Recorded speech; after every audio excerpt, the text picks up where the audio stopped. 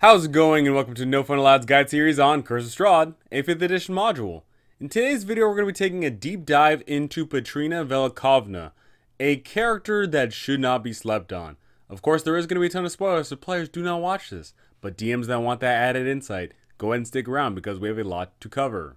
And here she is, Patrina Velikovna, sister to a mutilated brother, victim of her people's retribution, and once resurrected, the sole surviving female of the Dusk Elves in the lands of Barovia. Her character arc is extremely unique. We don't get too much about her in that book, but the stuff that we get is so incredibly intriguing. There's a reason I'm making this video. There is just so much going on with her, and I promise you, there is tons and tons of stories to be had with this character being resurrected and doing some great things, or maybe it's not so great things, in the lands of Barovia. Here is just a little bit of text on Patrina in the entirety of this book. If Casimir succeeds in his quest, the newly resurrected Patrina feigns repentance until she regains her strength and her spells, whereupon she travels to Castle Ravenloft and attempts to return to Strahd, seeking to become his vampire bride at last. The mutilation of her brother at the hands of Rahadin, Strahd's chamberlain, doesn't sit well with her. She hopes to avenge her brother and distract the characters by setting them on a path to kill Rahadin, who has long opposed her marriage to Strahd. Strahd has lost interest in Patrina as a consort. Given the chance, he turns her into a vampire spawn and puts her back in her crypt, a fate she would do everything in her power to prevent. Her attraction to Strahd is outmatched by a desire to increase her own power. She is no one's plaything. So here's the thing. She wants power. But guess what? She's got it. She's actually one of the most powerful characters in this entire book, because she can cast those coveted 9th level spells. She's actually a better wizard than Strahd is. It's just that Strahd is a vampire, so he's got a whole bunch of added benefits. So she is incredibly powerful. She wants power. She wants one thing, but once it becomes immediately apparent that she's not going to get what she wants in regards to Strahd, then she is going to try and take over. So for today's video, I wanted to go over 5 things you should consider if Patrina is going to go on to be a character not only for this campaign, but maybe for future campaigns. First off, how does she take charge? Well, she's not going to be able to take charge while Strahd is around. But here's the thing. Once she realizes that Strahd doesn't want anything to do with her anymore, then she's going to work with the party. She's going to look and see how incredibly powerful they are, and she is going to use them to her advantage. She is going to get the party to help kill Strahd, and once that big old conclusion goes down, then the party is probably going to want to leave the lands of Barovia, and then she'll be left there, overlooking the lands of Barovia, which she will now have complete uncontested control of. As a friendly reminder, she is an incredibly high-level caster, so no one's going to be able to beat her. If anybody tries to oppose her, she can just wave her hand, and she can just kill anybody because she can just do whatever the frick she wants. So no one's going to actually be able to oppose her. Maybe Baba Lysaga could vie for power, but methinks that if Strahd dies, Baba Lysaga is probably just going to wander off somewhere, right? The thing to consider as well is she is incredibly smart. She is probably smarter than every single character in this game, right?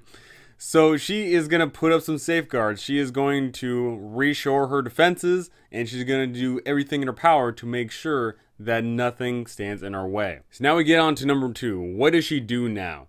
Well, there is a lot of things to consider. She wants the Dusk Elves to repopulate, but she is unfortunately the only Dusk Elf. So what's she going to do about that? What is she going to do about the people of Barovia? Is she going to exact some sort of revenge against some people? Is she going to refill and repopulate her castle, Castle Ravenloft? Is she going to now move about the lands of Barovia, or is she going to simply stay there at the castle and reign from there? There is so many things you need to consider, but you need to make sure that she isn't exactly like Strahd, just boring and brooding and not doing anything with the land.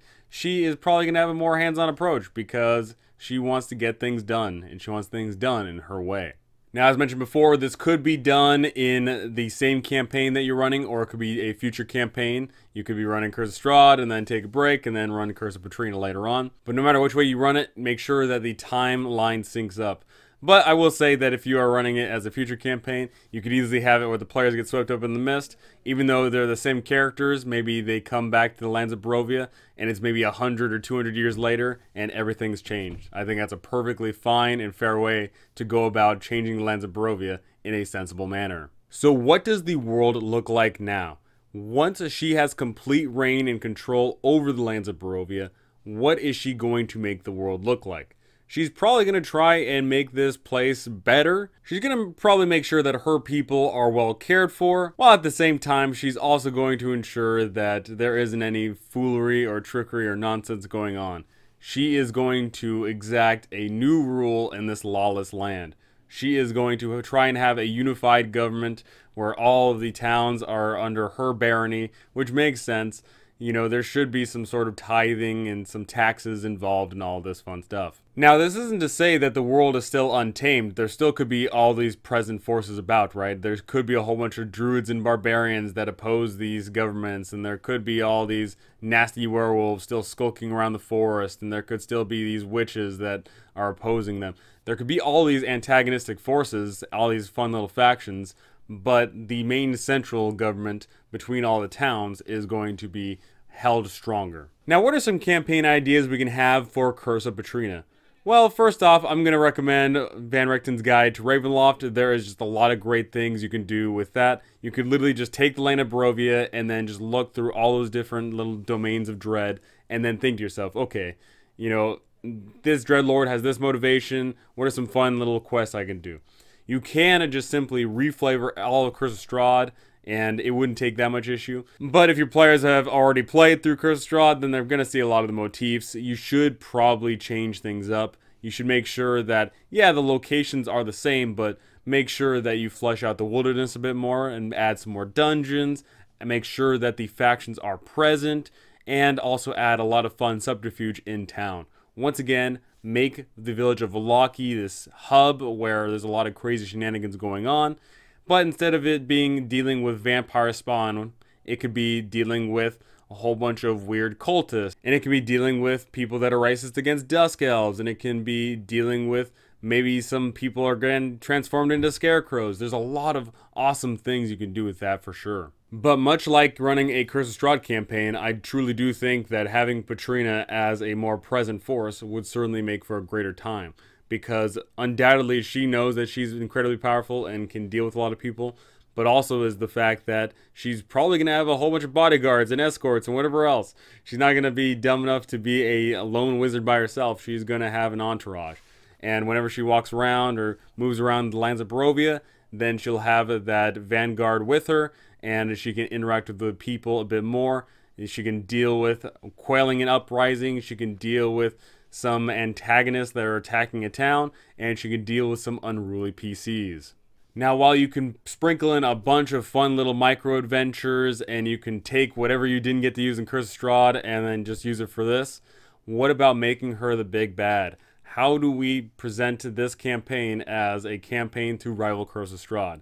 There's obviously a whole bunch of different themes going on here, because Strahd came into power through his tragic, melodramatic backstory and his totally creepy nature, but Patrina is just simply vying for power. That does seem a little bit boring, just on paper, right?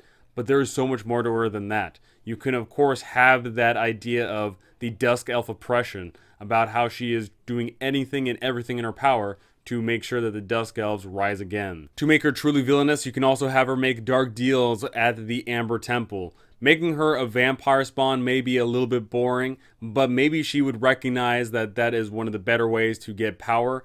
Or I think that she would probably go down the road of lichdom. She is incredibly powerful enough, and I certainly think that's probably the next step in line. So she would seek out lichdom, and then your party has to go up against the lich, which is arguably way, way harder to deal with than a vampire. So with Strahd, yeah, you just simply gotta stake them or deal with them in the sunlight or whatever else.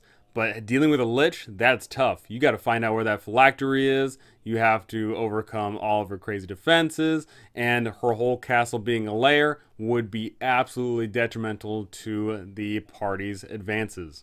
So in conclusion, slapping on a new coat of paint for Curse of Strahd isn't going to be enough to make Curse of Patrina a good adventure. But there is a lot of things that you can take that you didn't get to use in the first time around. and there's a lot of great things you can take from other resources and use it to make Curse of Patrina an awesome adventure. I certainly do believe that Patrina should get way more screen time because of her unique character and her backstory and the awesome things you can do with her later on. Her becoming a lich, her taking over the land, her instituting a tyrannical government, her going up against other antagonistic forces that are directly opposed against her in the lands of Barovia, and of course dealing with the oppressed people in the towns trying to rise against it but having no way of doing so. Those are awesome things you can work into this campaign, and those are great things for your players to be dealing with. So go ahead and tell me, do you plan on having Patrina as a big bad evil at some point? Or are you gonna just simply let it slide and let her do whatever it is that she needs to do? How are you gonna have Casimir take to all of this? Is he going to simply stand idly by and let his sister do whatever it is that she's doing? Or is she gonna stand with the party and say, hey, you know, I resurrected her, but I'm gonna have to sadly put her down? And where is her phylactery? There is a great number of places that she could place it in the lands of Barovia. Maybe it ends up being back in the place that she was slain. Go ahead and tell me all those things because I would love to hear it. But that's going to do it for me. Thank you for watching. Thanks for listening. And thank you to my amazing patrons. You guys are absolutely incredible. Thank you so very much.